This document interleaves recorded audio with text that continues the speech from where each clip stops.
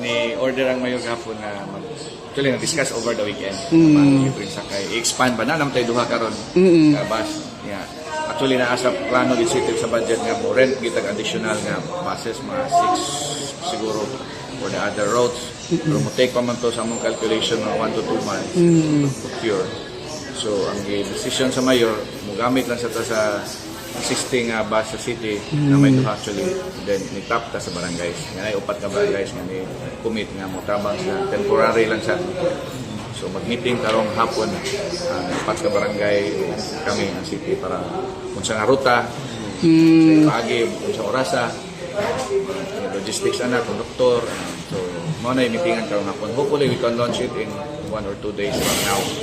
Kani siya nga ruta dili na lang ni para sa estudyante ra gyud kutob sa makasakay. Katong first route nga gi-open na to, primarily for students man to. But this time, it will be an open Tabang na lang po. Tabang na lang yun. Whoever maabdan na ka na point, kasakay ka.